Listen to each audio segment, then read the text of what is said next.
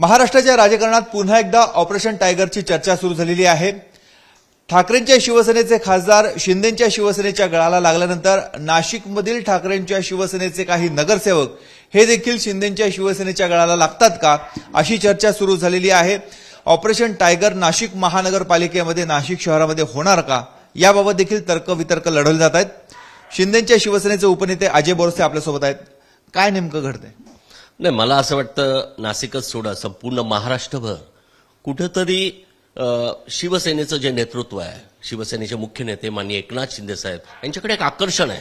त्यांच्या कार्यपद्धतीबद्दल कार्यकर्त्याला आदर आहे।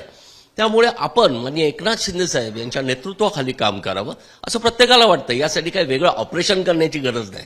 साहेबांचं जी कार्यपद्धती, यामुळे नाशिकच काय, अगदी नाशिक जिल्ह्यातल्या खेडोपाडी सुद्धा हे ऑपरेशन टायगर, ज्याला तुम्ही ऑपरेशन म्हणताय, माझ्या दृष्टीने ते आकर्षण आहे, हे एक्सपेक्टेड आहे। पण नाशिकमध्ये नेमकं काय घडलंय?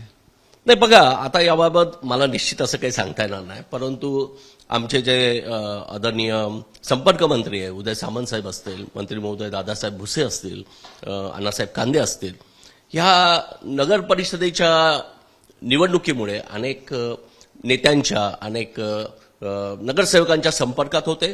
त्यामुळे असं काही घडत असेल तर काही शक्यता नाकारता येत नाही। पण काही नगरसेवकांची आपल्या नेत्यांशी चर्चा झालेली आहे, अशी एक स्वरूपाची चर्चा कळते। झाल्या ना चर्चा काय झाल्या, बैठका सुद्धा झाल्या, सर्वच पक्षाच्या नगरसेवकांशी झाल्या। त्यामुळे त्यातून असं काही घडत असेल तर मला वाटतं हे सांगण्याचा अधिकार माननीय नेत्यांचा आहे। ठाकरेंच्या शिवसेनेचे नगरसेवक आपल्या नेत्यांच्या संपर्कामध्ये आहेत, त्यांच्या याबाबतच्या बैठका झाल्यात, तुमच्या पक्षामध्ये प्रवेश करण्यासंदर्भातल्या, असं काही आहे का? मी तुम्हाला पुन्हा सांगतो की आता जी विधान परिषदेची निवडणूक झाली, ह्या निमित्तानं सर्वच पक्षांचे नेते आणि नगरसेवकांशी माननीय संपर्क मंत्री उदय सामंत साहेब असतील, दादासाहेब भुसे असतील, कांदे साहेब असतील, या प्रत्येकाचा संपर्क झालेला आहे, अनेक डायलॉग झालेले आहे। आणि यातून कुठे मला असं वाटतं असं काही घडत असेल तर ते नाकारता येत नाही। नाशिक महानगरपालिकेत काय होतंय? मी तुम्ही नाशिक महापालिका घेऊन चाललाय, मी तुम्हाला सांगतो नाशिक जिल्ह्यातल्या खेडोपाडी आता जिल्हा परिषद येते, तुम्हाला हे ऑपरेशन म्हणताय तुम्ही, पण आपण बघाल की हा संपूर्ण जिल्हा पुन्हा एकदा माननीय एकनाथ शिंदे साहेब यांच्या नेतृत्वाखाली एकवटलेला दिसेल। ठाकरेंच्या शिवसेनेचे सध्या 15 नगरसेवक आहेत, त्यामधले किती लोकांशी संपर्क झाला आहे, किती लोक तुमच्याकडे येण्यासाठी इच्छुक आहेत? तर मला असं वाटतं की मुळात आम्ही सगळेजण बरोबर काम केलेलं आहोत, त्यामुळे काही वेगळा संपर्क करण्याची गरज नाही। रोजच प्रत्येकजण संपर्कात असतो, त्यामुळे त्यांची इच्छा असेल तर वेलकम आहे। आपल्याकडनं काही संपर्क साधण्याचा प्रयत्न? मी पुन्हा सांगितलं, आम्ही रोजच संपर्कात आहोत, त्यामुळे वेगळा पक्षात येण्याच्या संदर्भातला संपर्क विचारतो ते तर आम्ही कायम सांगत असतो, अरे या आता तुम्ही बघा, कारण आपण बघतोय की शेवटी प्रभात असलं पाहिजे। आणि सगळ्यात महत्वाचं की माननीय एकनाथ शिंदे साहेब जे वंदनीय हिंदू हृदय सम्राट बाळासाहेबांना अपेक्षित होतं, तो हिंदुत्वाचा झेंडा घेऊन काम करतायत, सामान्य माणसासाठी काम करतायत। त्यामुळे नगरसेवकच काय, त्यांचे कार्यकर्ते सुद्धा, शिवसैनिक सुद्धा शिवसेनेत येण्यासाठी उत्सुक आहेत। मोठे नेते पण काही मोठे नेते पण आपल्या संपर्कात आहेत, ते येण्यासाठी इच्छुक आहेत।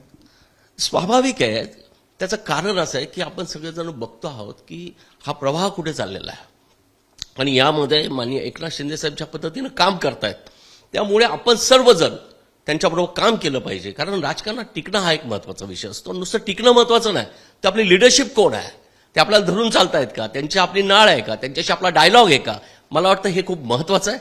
आणि म्हणूनच अनेक मोठे नेते असतील, नगरसेवक असतील, ते जर शिवसेनेत आले तर मला वाटतं आश्चर्य वाटायला नको। हे आहेत अजय बोरसे, त्यांचं म्हणणं आहे नुकतीच विधान परिषदेची निवडणूक पार पडलेली होती, त्यावेळेस मंत्री उदय सामंत, दादा भुसे, आमदार सुहास कांदे यांच्यासह वरिष्ठ नेते वेगवेगळ्या पक्षांच्या नगरसेवकांशी संपर्कामध्ये होते।